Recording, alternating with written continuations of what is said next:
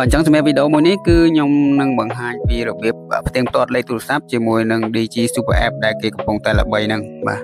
ប៉ុន្តែសម្រាប់លក្ខខណ្ឌដែលយើងអាចផ្ទៀងផ្ទាត់លេខទូរស័ព្ទជោគជ័យជាមួយនឹង DG Super App នឹងបានលុះត្រាតែលេខទូរស័ព្ទរបស់យើងបានភ្ជាប់ជាមួយនឹងអត្តសញ្ញាណប័ណ្ណរបស់យើងផ្ទាល់ណាបើសិនជាលេខទូរស័ព្ទរបស់យើងវាជាប់អត្តសញ្ញាណប័ណ្ណរបស់អ្នកផ្សេងអាហ្នឹងគឺយើងអាច verify ឬក៏ផ្ទៀងផ្ទាត់ជាមួយនឹង DG Super App នឹងបានទេ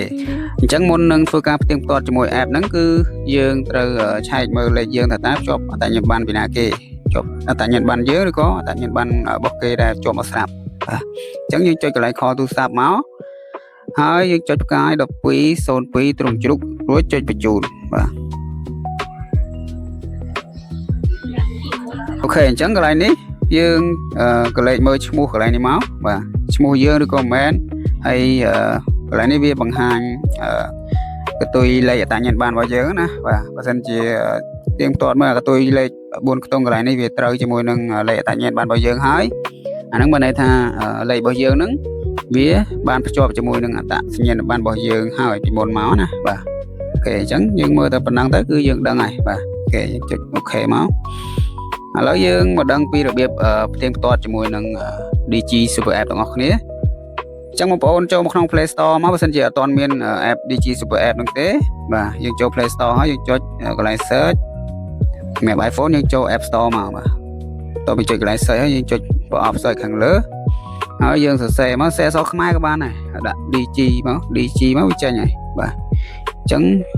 សម្រាប់អង់គ្លេសក៏មិនពិបាកទេយើងសរសេរអក្សរ D ហើយ G មកវានឹង load ឲ្យយើងនេះបាទ load DG Super App អញ្ចឹងយើងចុចទៅលើ DG Super App ហើយធ្វើការ install ឬក៏ដំឡើងវាមក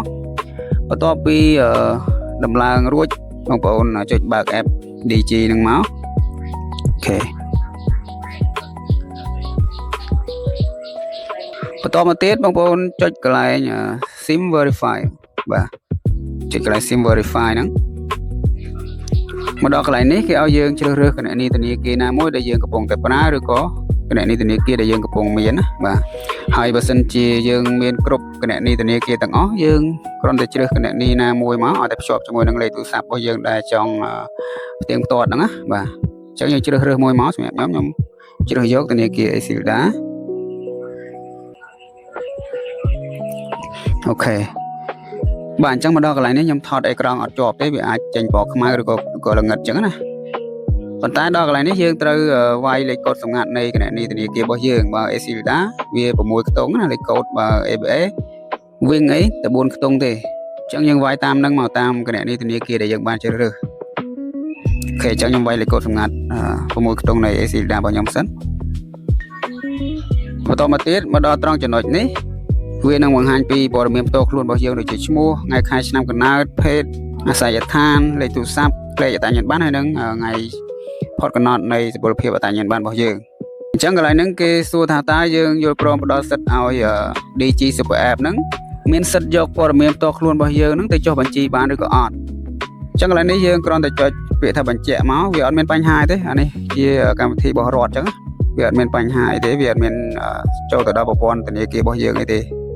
អញ្ចឹងកន្លែងនេះយើងចុចបញ្ជាក់មកអូខេអញ្ចឹងកន្លែងនេះភាគច្រើនទូរស័ព្ទដៃប្រភេទ Android វា load ពាក្យថា error អញ្ចឹងយើង refresh វាមួយមកបើសិនជា refresh ហើយវានៅតែអត់ដើរទៀតយើងចុចខ្វែងសិនមកបាទយើងចុចខ្វែងកន្លែងនេះបាទយើងចុចម្ដងទៀតចុចកន្លែង SIM verify ហើយយើងជ្រើសរើសគណនីធនាគាររបស់យើងដែលយើងចង់ជ្រើសរើសអូខេហើយយើងចុចបញ្ជាក់ថាថ្មីមកបាទឥឡូវលេខទូរស័ព្ទរបស់ខ្ញុំបានទៀងទាត់ដោយជោគជ័យហើយកន្លែងនេះគេគ្រាន់តែឲ្យយើងដាក់លេខកូដនៅពេលដែលយើងចូល app DG Super App ហ្នឹងណាបាទយើងគ្រាន់តែដាក់លេខកូដទៅបាទយើងចុច set up pin លេខកូដនេះវាអត់មានពាក់ព័ន្ធអីនឹងគណនីធនាគាររបស់យើងទេអានេះលេខកូដសម្រាប់ចូលប្រើប្រាស់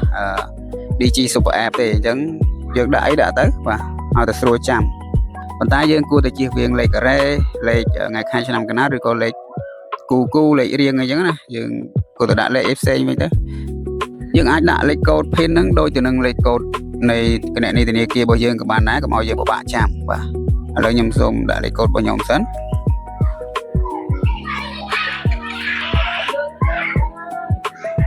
គេអញ្ចឹងបន្ទាប់ពីយើងវាយលេខកូដដែលយើងចង់ដាក់ហើយយើងចុច continue បន្ទាប់មកយើងវាយលេខកូដដដែលហ្នឹងម្ដងទៀតវាយឲ្យដូចអាមិញណាបាទមានន័យថាយើងបញ្ជាក់លេខកូដឲ្យដូចអាមិញដែលយើងដាក់ដំបូងបាទបន្តមកទៀតយើងចុច save អូខេបន្តមកទៀតកន្លែងនេះបើសិនជាទូរស័ព្ទដៃរបស់យើងបានដាក់មុខងារ scan មុខឬក៏ scan កាយ៉ៅដៃបើសិនជាយើងចង់scan កាយ៉ៅដៃចូល app នឹងប្រើបានហ្មងហ្នឹងយើងចុច enable កន្លែងនេះមកប៉ុន្តែបើសិនជាយើងអត់ចង់ដាក់ឬក៏ទូរស័ព្ទដៃរបស់យើងវាអត់មាន scan កាយ៉ៅដៃ scan មុខទេយើងចុច close នេះមកសម្រាប់ខ្ញុំដាក់ enable តែម្ដងបាទហើយចុចបើកកន្លែង biometric verification កន្លែងនេះបាទចុចបើកកុងតាវាមួយបន្តមកយើងត្រូវវាយលេខកូដដែលយើងទើបតែដាក់មិញហ្នឹងសិនបាទលេខកូដដែលយើងទើបតែដាក់មុនហ្នឹងណាបាទយើងចុចលេខកូដហ្នឹងជាមុនសិនទើបអាចដំណើរការ scan កាយ៉ៅដៃឬក៏ scan មុខរបស់យើងបានអូខេបន្តមកទៀតកន្លែងនេះគេឲ្យយើង scan កាយ៉ៅដៃឬក៏ scan មុខមកសម្រាប់ទូរស័ព្ទរបស់ខ្ញុំដាក់ scan កាយ៉ៅដៃអញ្ចឹងខ្ញុំ scan កាយ៉ៅដៃអូខេតែប៉ុណ្ណឹងគឺរួចរាល់អញ្ចឹងខ្ញុំចុចថយវិញបាទហើយយើងចូលកន្លែង home នេះមកបាទអញ្ចឹងឥឡូវយើងទៅមើលលេខទូរស័ព្ទរបស់យើងថាតើវាបាន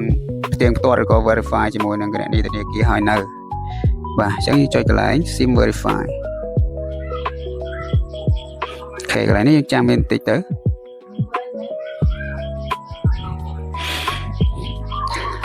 បាទបងប្អូនឃើញណាកន្លែងនេះលេខទូរស័ព្ទរបស់ខ្ញុំគឺវាបាន verify ឬក៏ផ្ទៀងផ្ទាត់រួចហើយដោយគេបញ្ជាក់នៅខាងចុងនៃលេខនេះពណ៌បៃតងនេះគេដាក់ថា verify បាទហើយមួយទៀតបើសិនជាយើងមានលេខទូរស័ព្ទផ្សេងឬក៏មានលេខទូរស័ព្ទច្រើនយើងអាច verify ឬក៏ផ្ទៀងផ្ទាត់នៅកន្លែងហ្នឹងបន្ថែមទៀតក៏បានដែរដោយយើងគ្រាន់តែចុចកន្លែងពាក្យថា verify another phone number ចុចលេខហ្នឹងមកហើយយើងវាយលេខទូរស័ព្ទដែលយើងចង់ផ្ទៀងផ្ទាត់ឬក៏ verify ហ្នឹងមកអូខេហើយយើងចុច verify ខាងក្រោម